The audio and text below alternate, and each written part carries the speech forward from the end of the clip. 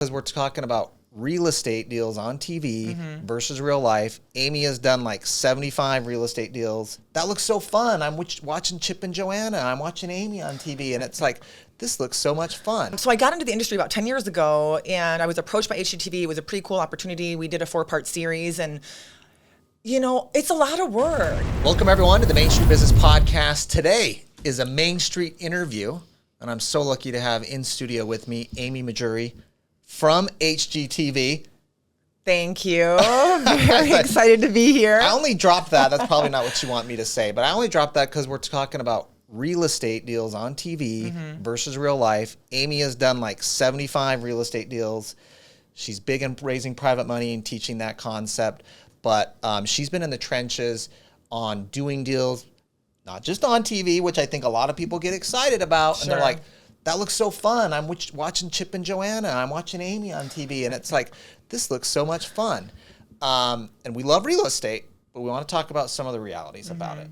So tell me about that experience, and maybe even big picture if you want, about these differences. And we want to drill down into your experiences too. So it's funny because I was that person sitting at home watching HGTV thinking with one of my best friends, actually, let's go flip a couple houses just to make some money and blow it on stupid stuff. And so I got into the industry about 10 years ago, and I was approached by HGTV. It was a pretty cool opportunity. We did a 4-part series, and it's a lot of work, and there's so much that goes on behind the scenes that they don't talk about. And I mean, we did all sorts of deals, from new builds to small renovations, luxury renovations. Even now we're working on like multifamily flips. So a lot of what they don't cover, they just talk about how much money you make, right? But like, what if you don't make a profit? What happens if the contractor doesn't show up? Like, what happens if you take a loss on the deal? How do you take care of your investors? So there's so much that they don't highlight. It's always the good stuff, but there's a lot of negatives that come with the process too. And having done as many deals as you've done, I'm sure you've learned the lessons. My favorite show was like Extreme Makeover Home Edition. You know, like remodel a whole home in a weekend. I'm like, my Contractor, I just remodeled my house, like just my personal residence, for like a year. Literally, I'm still doing little things on it. We've been in it for over a year. And every time I'm like, man, if I could just get those guys from Extreme Makeover Home Edition, they do it in one weekend, and you come back from a vacation, and you're like, whoa. Right. It's like, how long does that really take? Yeah. It's not 24 hours or 72 hours. So let me ask you this on contractors. That's probably a great one, because when you're getting into flipping a property, you're rehabbing it, you've done a ton of that. Like, what are the lessons learned in working with a contractor? Oh, man.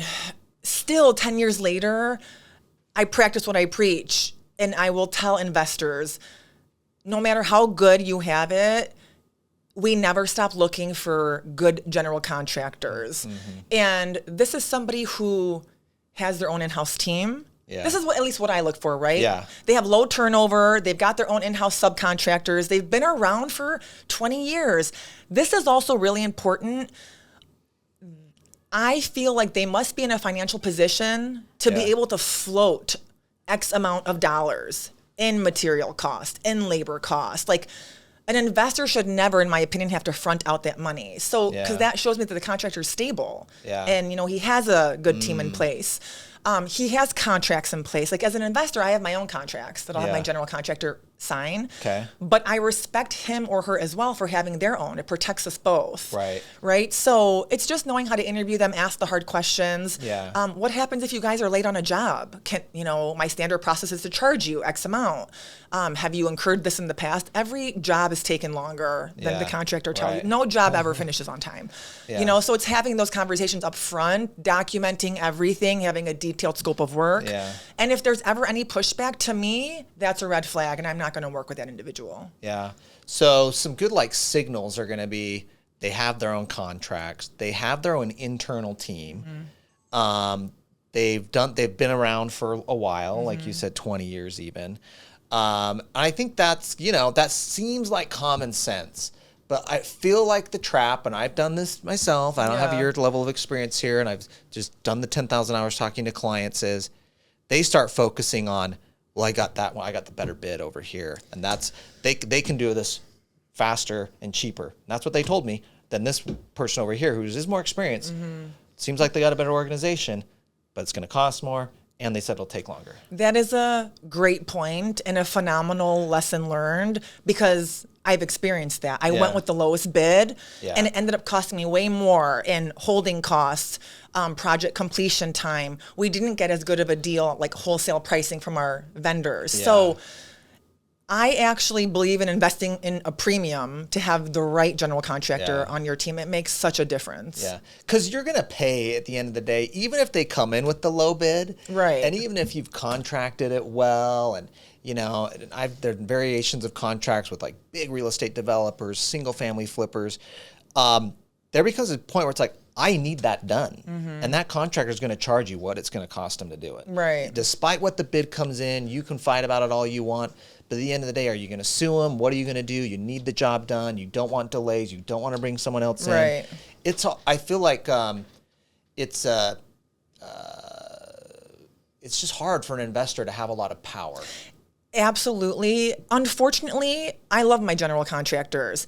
They have so much leverage. Yeah. Because am I really going to take the time and the energy and the money to sue them? Yeah. You know, especially if they're set up the right way. Like it doesn't make sense, Yeah. you know? So that was a huge lesson learned. But you have ones you're using over and over now. Now, yes. Does that help you because they know you're like a repeat customer? Oh my God, tremendously. And so it also helps us also because so my general contractor now is a female. And so she knows how many deals we're going to do together every single year. And so as a result, she'll pass through her discounted pricing to me, like on material costs, right? She's got relationships in place with her vendors, lines of credits. And so we can get products at a lower cost, but also get the job done faster. Yeah. Because she has those relationships in place. Yeah. But it's a huge advantage. Anytime I analyze a deal, I come within like $1,000 of accuracy on my pricing because we understand each other now. Yeah. You know, so, and it's an open book. Like she shows me her pricing and what her costs are. And so it's very easy for me to calculate it now. Yeah. Now you've done different types of deals. You know, you've done the single family stuff. You're doing some multifamily stuff. You say you've done new construction. Like, tell me why you've jumped around in those different areas, and have you made money in certain areas, lost money in certain areas? Like, what's been your experience in all those different areas? Because that's some people are like, well, I've done the single family flips, and I've done 10. You're like, well, I've done new construction. You're doing multifamily flips too. I feel like it's the natural path of progression for a real estate investor. So when I started out 10 years ago, it was a lot of like wholesaling, signing contracts, right? Doing like the smaller cosmetic flips. I started out in like small 1-bed, 1-bath condos in downtown Chicago. And then once I knew I had my amazing power team on, I jumped into the luxury renovations and the new build. So I just think it's a part of the process, because a part of it too is like, why not go for those home run deals, right? If you have a right team in place and you know how to raise capital, then go for the bigger deals that most other investors aren't going for because they don't know how to raise the money. Yeah. All that said, you're going to make money and you're going to lose money in real estate. It's a part of the process. At the end of the day, you want to make sure that you're netting more, right, than what you lose. And I've made a ton of money. I've had a tremendous amount of success. I've also lost it all. You know, I'm very transparent about how 2017 was the worst year of my life, personally and professionally. Like, I still get goosebumps when I talk about that, you know? So I lost $1.4 million. And when people hear that, they're like, oh, that was just like LLC money. No, it was my money. You know, like I had to liquidate all my assets, drain my retirement accounts, put private money lenders on payment plans. And that was hard. And then my husband decided to propose, and I'm like, okay, so now I have to plan a wedding. I love you. You know, that shows love, because you're like, here you are broke, draining everything to. And when we met, square. I wasn't. Yeah. It's like, oh, that's love right there. That's good. He wasn't marrying you for your money. Well, let me slow down there, because there's a lot of stuff you just threw out right there that was really good, actually. I think the first thing was a really important lesson about. You started on smaller stuff. You didn't go flip a multifamily deal right out of the gate. Right. You did a condo. Right. 1 bedroom, 1 bath, whatever. Like, get the team built. Yes, right? that is huge. You're not in there swinging a hammer, but you're orchestrating it. You got the team. You got the people who can execute. And you probably couldn't have raised the money at that point for a multifamily deal, but you could do it on a condo. Exactly, right? So as you're raising capital and getting better at that skill set and building your team and really testing and measuring your team and your metrics, just start small. And everyone's different, right? Like, I'm just now 10 years into my career dabbling in the multifamily world. Yeah. And I'm going to do more of it. But there are also times where you're going to have highs and lows. I was burnt out for a couple of years. I didn't really do much of anything, So there's just a lot that goes into it. And I think building your power team is key regardless of what your investment strategy is. Yeah. And you did the luxury stuff too. I mean, that's, again, we're going from condo to luxury and just the dollar amount, which is what you can make more. Sure. Right? There's a lot more money to make, but you can lose more. So what happened? You said the 1.4 million loss. Like, what went wrong? It was like the perfect storm. It was basically three things. Okay. So number one was I grew too fast. And I deviated from my standard process of interviewing and vetting general contractors. I had my favorite go-to GC who I loved and trusted. He was at our wedding. And then I hired a second GC and I did not vet him the right way. That was on me. Looking back now, at the time, I didn't realize that, right? That alone costed me $400,000 because he didn't know what he was doing. He was talking to the wrong folks at the building department, so on and so forth. So I had to let him go, find someone else to replace him. But that really increased my holding costs. I'm doing 10 high-end properties at one time. Every property is $10,000 in holding cost. Yeah. That's $100,000 a month in just holding cost. Yeah. Right? So that was number one. Number two is I bought too much. I think this was just not ego, confidence. I bought 10 high-end properties within 3 blocks of one another. And so as soon as I started buying up in this new market of Chicago, every other investor started to follow me. Because they're like, oh, there's opportunity there.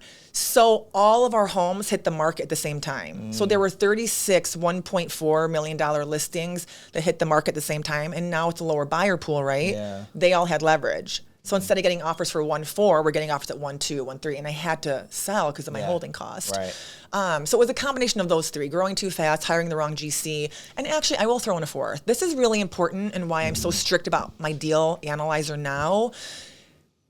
I was too naive to understand that when you're looking at a luxury flip and you're projected to make $200,000, if that $200,000 is only a 6% ROI, that's not a good deal. You have to look at your ROI as a net percentage, because I was buying these properties at 6 to 7% net ROI, and one change order was wiping half of that out. Yeah. So as a newbie, it should have been a 15% net ROI. Now I'll do 10% net all day long, but I never ever look at the dollar amount now. That was a huge lesson learned. Okay. All right. God, so many gems in there too.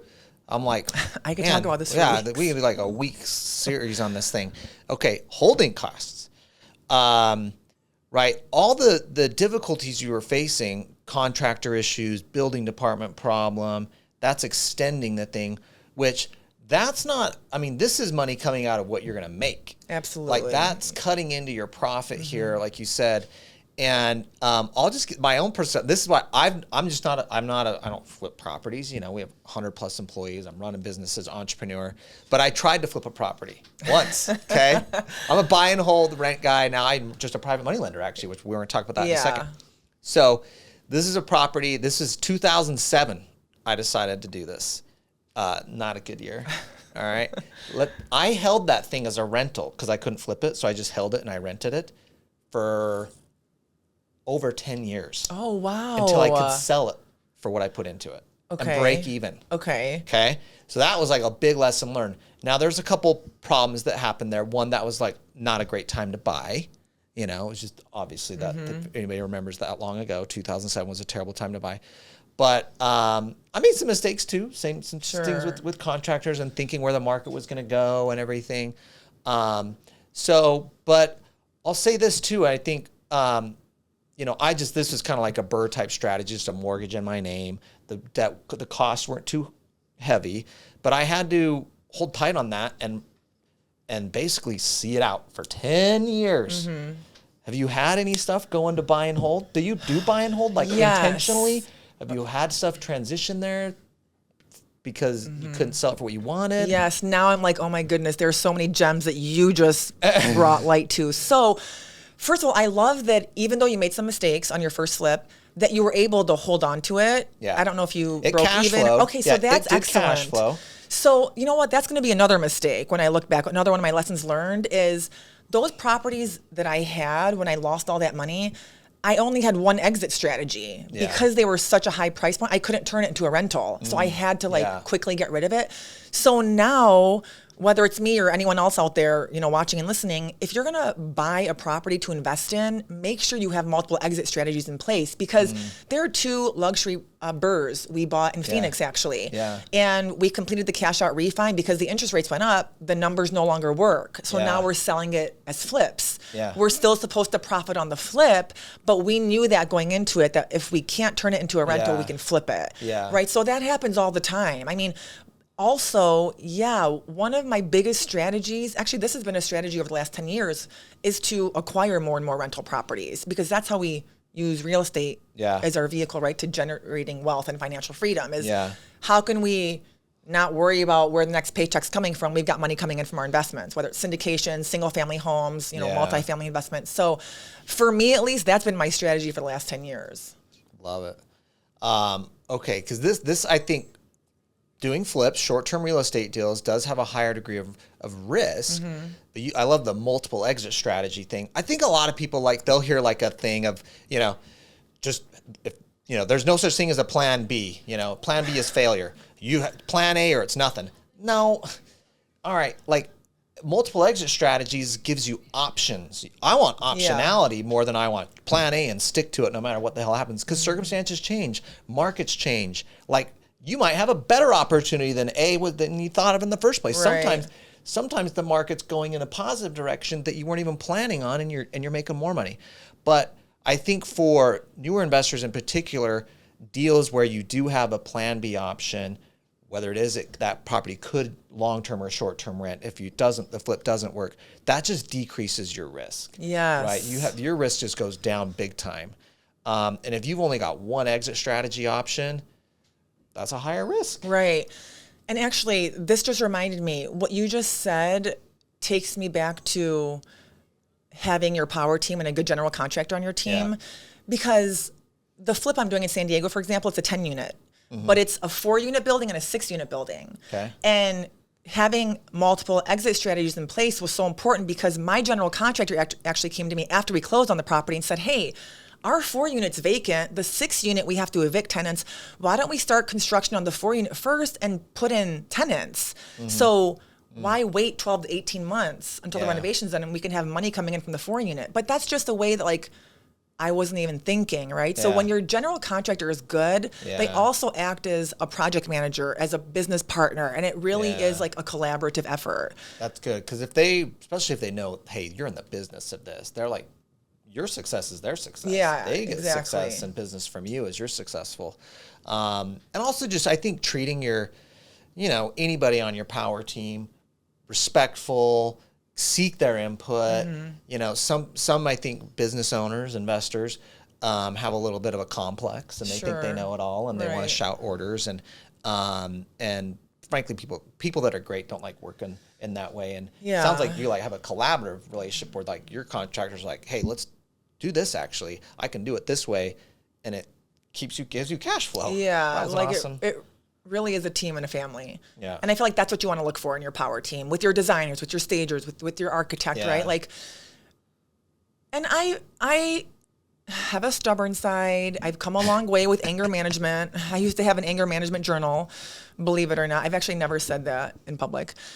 So I've had. All right, let's clip that right there. We are gonna save that. This is gonna be that's a great anger management journal. All right, page 1. Does this thing exist still? I wish I would have kept it. I was so embarrassed. I threw it away. Oh, that would have been gold, right? That would have been gold. So it's I've been there. I've dictated orders. Got it. And your team just doesn't respect you, right? So it's because I knew how to empower my team to work together that my contractor would show up at the job site at 2 a.m. if there was a plumbing issue or something like that, right? That's not normal. But when you have respect in your team takes care of you. Yeah. Okay, great. Let's transition over. I want to talk a little about raising private money. We talked about kind of your power team, contractors important, some great tips all in there of what we covered. But doing these deals takes money, right? And I think a lot of people are, well, I don't have money to do a deal. And there's creative strategies, you know, on how to acquire properties. But if you're flipping a property, you will need money. Absolutely. Contractors are not going to be like, yeah, let me come work on that, order materials and all the supplies and do all the labor, and you just pay me at the end. Right. Yeah, that will never happen. Unless you JV with your contractor. Still, though, they have carrying costs, right? They got to cover their Most of them base. still make you probably from the materials and stuff, even if you JV'd. But you could, and we've seen clients do that. But there's an easier way. Yeah, you know, I hear this all the time.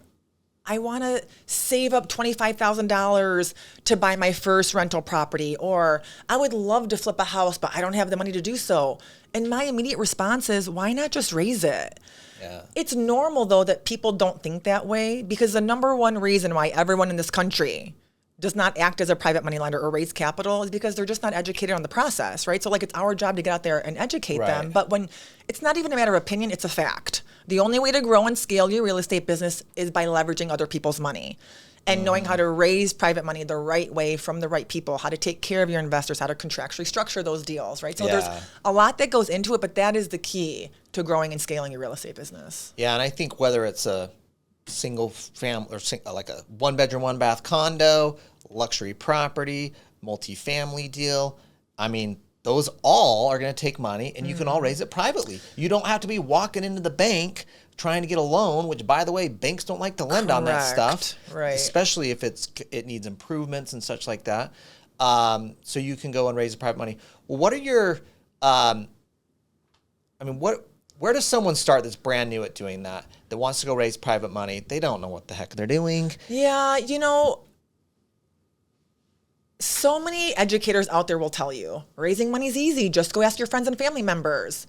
What if you don't want to? What if they don't support you? What if, you know, they're not in a position to invest with you? By the way, the people most likely to not support you in your investing in entrepreneurial endeavors are your family. Correct, which is exactly why when I started raising money and when I teach investors how to raise capital, I tell them, here's how you raise capital without targeting your friends and family members. If you want to, that's fine, but it starts with your mindset.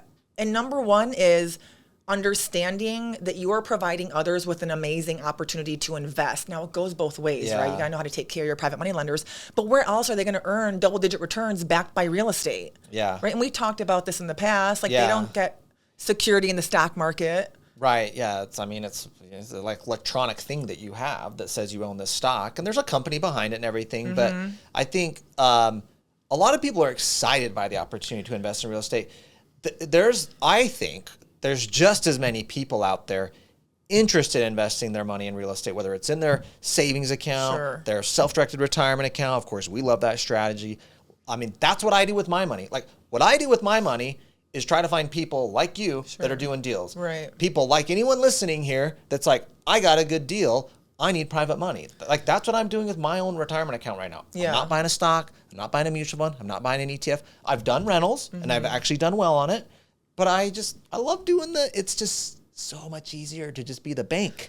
Exactly. If you Google, what does a bank do with your money? They use it to invest in real estate and other businesses, right? They go lend it to other people but, you know, who are using it on real estate deals. Yeah, and it's like, and Sean and I also were private money lenders, right? So, but as a newer investor or even an experienced investor who's never raised private money before, once you understand why you're raising capital, it's understanding like, how do you contractually protect your private money lenders? Do you even know how to analyze a deal? If you don't know how to analyze a deal, don't even think about starting to raise money, right? So how do you target like everyday folks who you can leverage from in your day-to-day lifestyle, like your Uber drivers, people at airports, airplanes, hotels, ballrooms, events, conferences, this office. And like, what do you say to them to like dangle that carrot and capture their interest? And I've spoke at your Raising Private Money event. You have a whole community on it, full day events, you're training. You're actually here in Phoenix right now doing a training this weekend.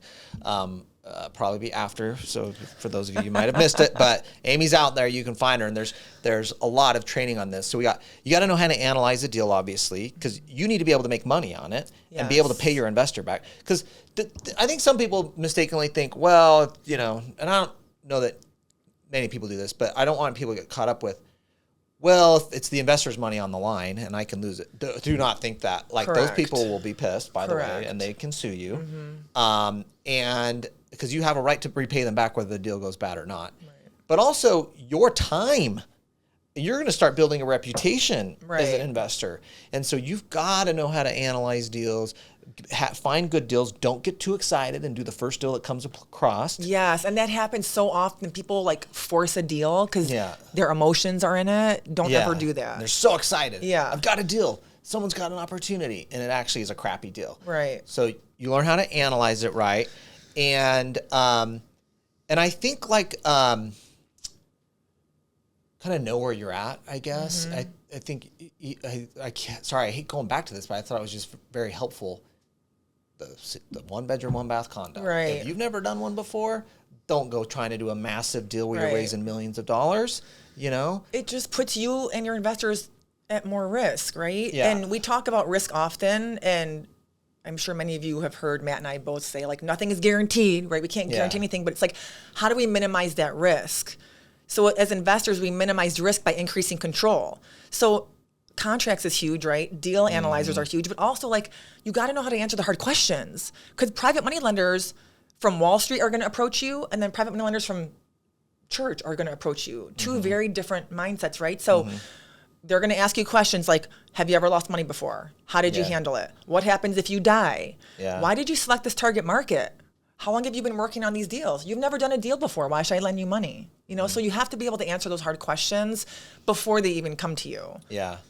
Yeah, and that's a lot what you're teaching. You've had to do those, answer those questions, have those conversations, and know your stuff. Yeah. You just got to know your stuff. Like if you know what you're doing and you know your stuff,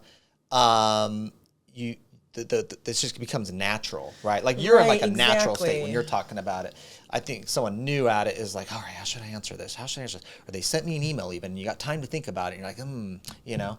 But there's obviously better ways to do it. But let's talk about if I want to lend private money, okay, and let's say I was going to lend you money. I'm actually looking to lend money. I don't know. You got a deal right now? We can just talk about one. All right. Like, what's the like? Because you're always raising money on a deal, right? Yes. Like, what's the conversation? Like, how would you get that started? I know I love your tagline, double-digit returns backed by real estate. Sure. I don't know, did you trademark that? You should. I should. People have said that before. How do I do? Okay. Kevin, let's talk to Kevin on the way out. Yes, great. It's so good to Trademark be that. here. Sorry, a little side note there. But like, where do you start? If you know someone has mild interest, I guess. Right. So here's where you don't start. So first of all, we already have a pre-existing relationship, right? Yeah. I now know you want to invest. The last thing I'm going to do is email Matt a 15-page dissertation of what my deal analyzer is. We've never talked about you investing with me. You don't even know what my business model is. You don't know who my team is comprised of. So the first 2 to 3 meetings, whether you know the person or not, is just getting to understand, have you done this before? Yeah. Here's what I've done. What are your expectations? These are mine. So here's at a high level how I protect, secure, and insure my investors.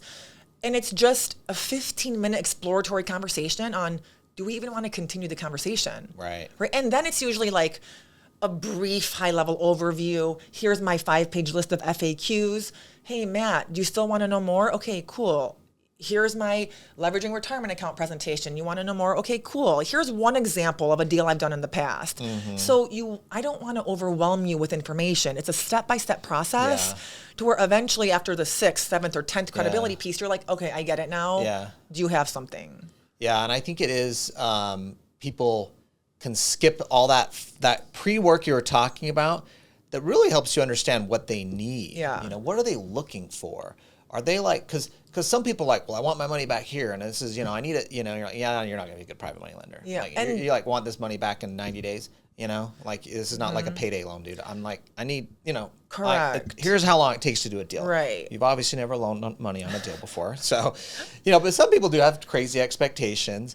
And it's okay to say no to those people. Yeah. I encourage you and invite you to say no because that's not going to be a good fit for your team. What about do you have like private money owners are like, well, I want a piece of the profits? Yes, I get this question all the time. So here's what I do. What you guys choose to do is on you. From day one still till 10 years later, I always offer my investors a 12% annualized return backed by real estate. If somebody says, I'd like points, my response is, that's not my standard process. Of course, we'll make exceptions right on occasion. But it's the same thing for everyone.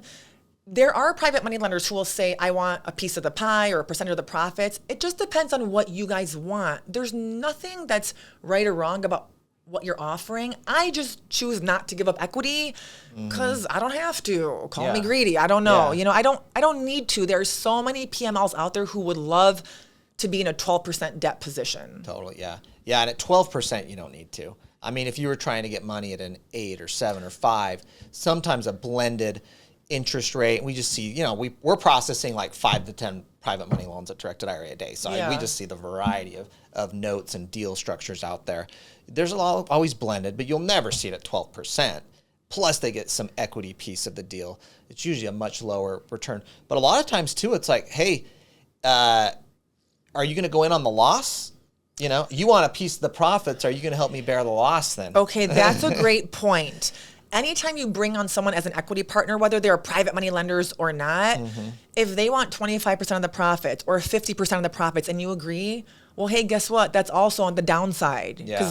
And nobody ever wants to sign up for that. Yeah. But if this is an equity partnership, then you're accountable for X percentages of loss as well. Should be, yeah. So, awesome. All right, how are we doing on time? Okay. What else do you want to hit on? I mean, I've got you here.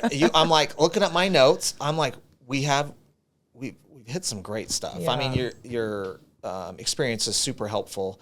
I know many people that are just trying to get out and do a real estate deal.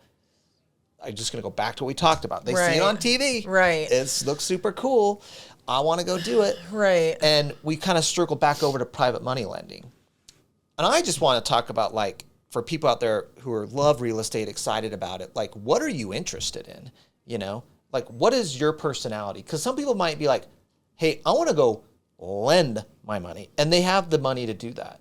Some people are like, I like to go be the deal person. I want to go be an Amy. I want to go be a Chip and Joanna. Yeah. And go be the deals. Like, how do people do that? Or, like, what do you see in, like, people that are successful, like actually flipping a house versus maybe you should just be a private money lender? Because, like, I'm the latter. I'm the maybe you should just be a private money lender. Right. So I'll use myself as an example. And this is what I teach investors all over the world, which sounds crazy, all over the world. But when you have a real estate team, whether you're flipping or syndicating multifamily deals, 24/7, you're talking to real estate professionals. Yeah. And when you know how to focus on this one skill set and just raise private money, there are so many ways that you can diversify and generate multiple streams of income. So me, for example, I'm flipping houses, but I also generate finder's fees because I have more money coming in than I need. Yeah. So if I have trusted investors at my disposal, why not generate multiple streams of income and make those trusted introductions, right? Or become someone's capital partner. There's a gentleman here in Phoenix who I'm a equity partner with, and all I have to do is raise money and I get 25% equity in his deals. Like, that's a no-brainer. But in the beginning, I didn't think like this 10 years ago, right? So, but once you have more money coming in than you need, there's so much you can do. It is literally endless opportunity. Yeah. Go buy turnkey rentals. There was a lady who came to me several years ago with a 10-year retirement plan. Yeah. Okay, she had a corporate job and she said, Amy, this is my 10-year retirement plan. I'm like, look, lady, I love you. She knows I share the story. I was like, 10 years, I can get you out of your job in 12 months. Let's get crazy and say 24 months because why not raise private money to go buy more turnkey rentals? Right now, if you do that, it's not going to be a 12% offer to your private money lender. It's going to be more like 6 with monthly interest only payments. Or in that case, maybe you do bring on a PML as an equity partner. But there's so much you can do. Even if you don't know what your investment strategy is, just learn how to raise money and then you can do whatever you want. Everyone needs money. Yeah. Yeah, and I think, I mean, sometimes people look at this is just me. This is just my own little lesson because I was buying rentals. Like, it's funny, my self-directed retirement account, which I bought rentals, and I have other rentals in real estate outside my retirement account, but I love talking about my retirement account. So, because you can own real estate and everybody knows on our show you can do that. But so I bought a property in 2017, about 80 grand. I sold it for 185 about 4 years later. Great return. Very good. I only put 40 grand down. I got a non-recourse loan for the balance. So it was a great return for me on that 40,000 that I actually put in to do the deal. And I think a lot of people think about that and they think, wow, that was a great return. You like more than doubled your money in 4 years. Okay, I want to give this another way. And this is the private money thing, what I'm doing now. 12% in 2 points I will double my money every 3.5 years. Exactly. Because that compounds. That's basically 14% on return. I will double money in 3.5 years. Lending it. Not having to worry about a tenant. Not having to worry about any of that stuff. It's secured on the property. You got to source good loans, right? You don't want to lend to people who aren't going to pay you back or that have bad deals. And so sometimes people think, it's 12%. That's $100,000. That's only, 112 grand at the end of the year. No, run the models on this, on how that money compounds over. And I really add in a couple percent there to get 14 with the points. So, but that's huge though. That is huge. Compounding interest is huge. And it's easier. Right. And that's why the banks own all the big buildings that have their name on the top of it. This is how they're making money. Correct. And so something we talked about earlier, right, was like using real estate as our vehicle to financial freedom, right? And how do we just have money coming in passively? I also believe the natural path of a real estate investor is buying up a bunch of mobile homes or buying a bunch of single family homes. But then when you have more experience, all Sean and I do now is like we sold all our single family homes. So we lend just like you, and then we park other chunks of change into syndications. So a lot of our income now is just not through our own rental properties, but like equity partners in commercial space, because it's easier, right? And it's like very similar returns with zero work, right? Now you got to know how to vet those investors, right, to invest with. Absolutely. But that's a game changer. Like a lot of what we do now is on the lending side. So I think kind of wrap this little last piece out is kind of know what type of investor you want to be. And there's ways to make money in all areas of real estate. Right. Buy and hold. Flipping properties, being the private money lender, getting into syndication deals, using your strengths if you do have private money lending opportunities to get equity in other people's deals because you're bringing that in. If you are a contractor or someone, that's another way you get money. You can negotiate equity in deals. Like everybody has different things they bring to the table that gives them opportunities to make money. You just got to choose, frankly, kind of what you're good at and lean into your strengths, in my opinion, and what works for you. And so it took me a while to figure that out after not having a good first experience on flip, doing well on buy and hold. And I still do a lot of buy and hold rentals outside my retirement account. Anyways, this is my little last piece, is just figuring that out for yourself. And it's different. Right. But each different one can be successful. Exactly. Everybody shouldn't be doing the same thing. There's no right or wrong way. It's just what makes you happy, right? What works for you. Yeah. So. Yeah. What are you good at and what makes you money? Because that's what will make you happy. Right. How do we make more money? I'm kidding. It's not just about the money, but, The people. Yeah. I really believe that, though. People first, profit second. So. Awesome. Okay. Well, you guys can find Amy. She's got, like I said, her events and her community is called Raising Private Money, RPM. What's the website? Is it what is? Oh, that's such a good question. Sean's gonna be so mad at me right now. What's the handles? Where should people go, basically? What are we doing, Chris? We're redoing everything. Oh, okay. Instagram and LinkedIn. AmyMahjoory.com. We'll link it all. I don't even know, you guys. I got to get organized. So. Well, you guys can find her. We're gonna link all this in the show. So, Amy, it's a pleasure to have you on. Thanks so much for being in. Thank you. I appreciate you. Appreciate your time. And I'm gonna miss your event. I know. You're one. It's my anniversary, guys. My 1 year, and you can't screw that one up. No, I agree. But for those of you who don't have an anniversary, get there. November 4th and 5th in Austin, Texas. It's a 2-day private money real estate conference. You're not going to want to miss it. Again, you can find me on Instagram or LinkedIn to secure your early bird pricing, because it really is early bird pricing. It goes away this month. Ooh, yeah. And Mark J. Kohler is going to be speaking. Yes, I'm very excited. I spoke at the last one, though. Yes. But you got Mark J. Kohler at this one. Amy Mahjoory is going to be speaking. I'm sure you'll have some of the other amazing people at the last one, like Vina and such. Rob Abasolo, Zasha. We have a lot of amazing folks coming, All right. So thank you. Okay, thanks.